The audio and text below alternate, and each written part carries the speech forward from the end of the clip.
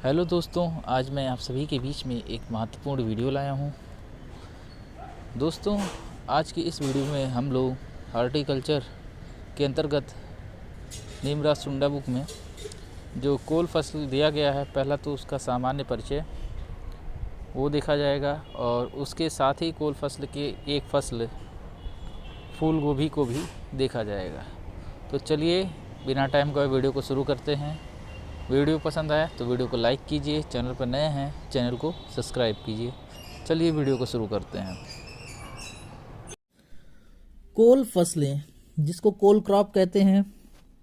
कोल फसलों का उद्भव स्थान जंगली चट्टानी पत्ता गोभी कोलवर्ट से हुआ है।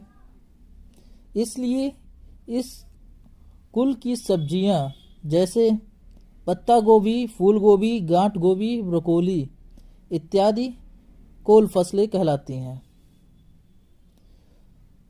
तो कोल का उद्भव स्थान क्या है? जंगली चट्टानी पत्ता गोभी से है, उसी के कोलवर्ट से यह हुआ है।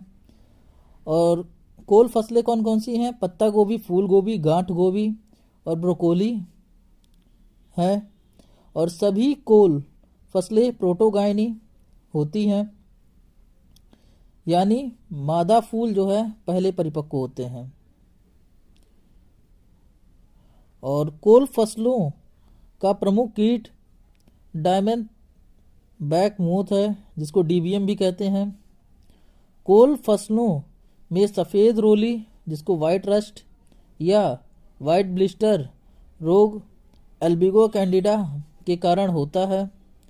क्रूसीफेरी कुल के पौधों में स्वानिषेचकता यानी कि सेल्फ इनकम्पैटिबिलिटी सामान्य बात है।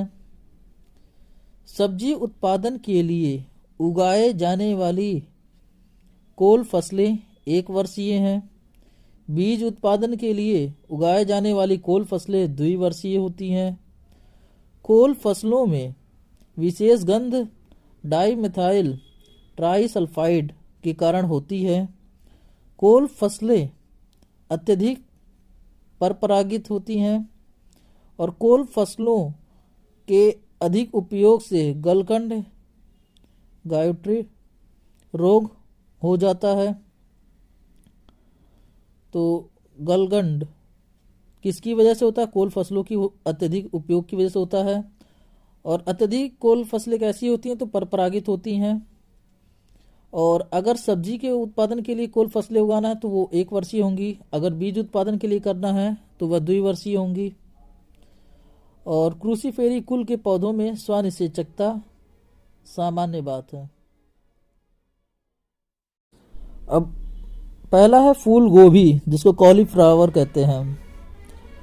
ब्रिस्का ओलेरेशिया वैरायटी ब्रोटाइटिस कुल क्या है? क्रूसीफेरी है।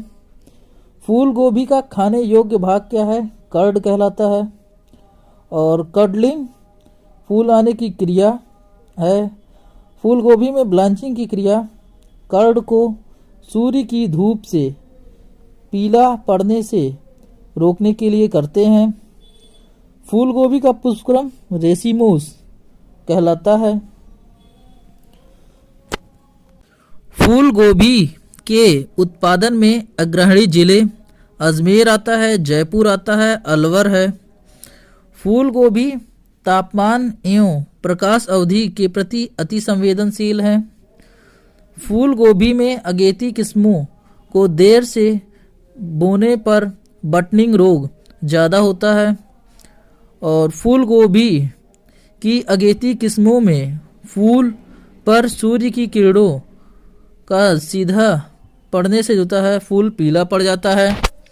फूल गोभी परपरागित फसल है। फूल गोभी में ब्लांचिंग क्रिया सामान्यतः अगेती किस्मों में अपनाते हैं। बीज दर तो मध्यम एवं पछेती किस्मों की बीज दर 375 से 500 ग्राम पर हेक्टेयर है।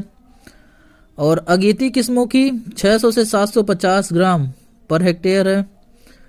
और फूल गोभी में मध्यम व एवं पछेती किस्मों में 60 इंटू 45 सेंटीमीटर दूरी पर उगाते हैं।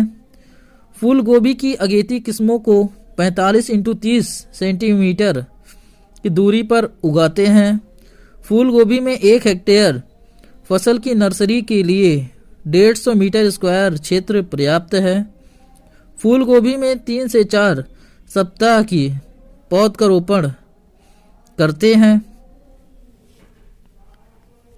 तो बीज दर में मध्यम व पछेती किस्मों में 375 से 500 ग्राम पर हेक्टेयर, अगेती किस्मों में 600 से 750 ग्राम पर हेक्टेयर और फूल गोभी की मध्यम व पछेती किस्मों में स्पेसिंग जो है 60 इंटू 45 सेंटीमीटर और अगेती किस्म में 45 से इंटू जो है 30 सेंटीमीटर रखते हैं।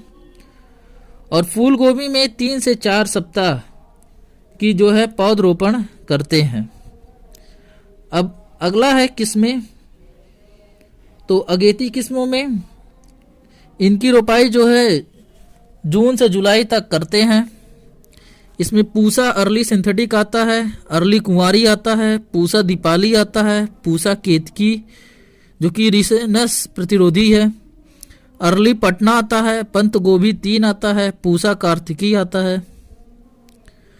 और पछेती किस्मों की बात करते हैं तो इनकी रोपाई जो है जुलाई से सितंबर तक करते हैं। इसमें पूसा स्नोबॉल आता है, पूसा स्नोबॉल K1 आता है, पूसा हिमज्योति आता है। पहाड़ी क्षेत्रों में अप्रैल से जुलाई तक उगाई जाती है। पूसा शंकर 2 आता है, पूसा शरद आता है, इम्प्रूव्ड जापानीज आता है, पूसा सुप्रभा आता है, हिसार 1 आता है जो कि साल्ट टोलरेंट है। और ऑफ सीजन किस्में कौन सी हैं? तो पूसा हिमज्योति है और हिसार 1 है। अब अगला रोग आता है तो इसमें 2 रोग लगते हैं।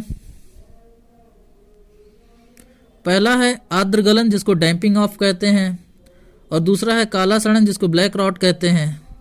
आर्द्र गलन में क्या है? राइजोक्टोनिया सोलिनेसी है या पाइथियम अल्टीमम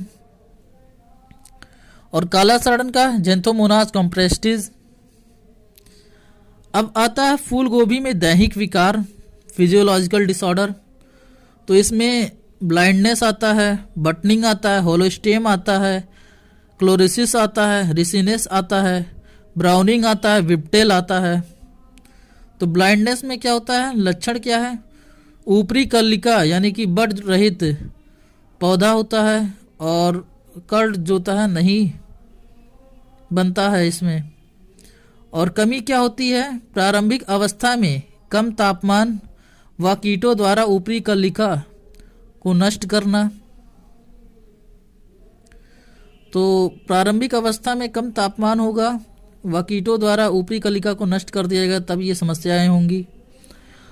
आता है अगला बटनिंग।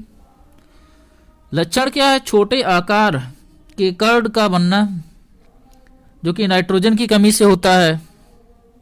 तीसरा आता है होलोस्टेम जो कि अत्यधिक पौधे की वृद्धि होने से जो है तना फूलकर खोखला हो जाता है। और यह जो है नाइट्रोजन उर्वरकों का अत्यधिक प्रयोग से होता है।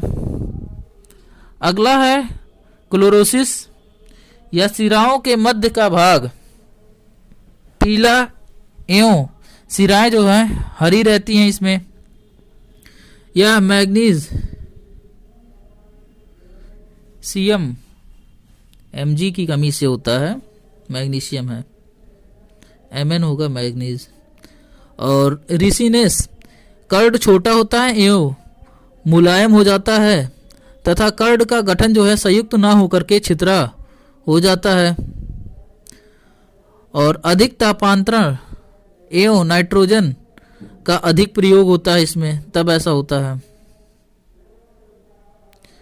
और भूरापन जिसको कहते हैं बोरान की कमी से होता है।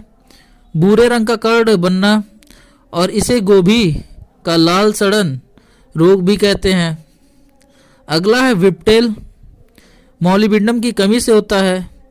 पत्तियों का विकास जो है सामान्य ना होकर के लंबी पट्टी के सिरा के रूप में जो है सिरा का विकास होता है। तो फूल गोभी में फिजिकल डिसऑर्डर कौन कौन से हैं? तो ब्लाइंडनेस है, बटनिंग है, होलो स्टेम है, क्लोरोसिस है, रेसिनेस है, ब्राउनिंग है, विपटेल है।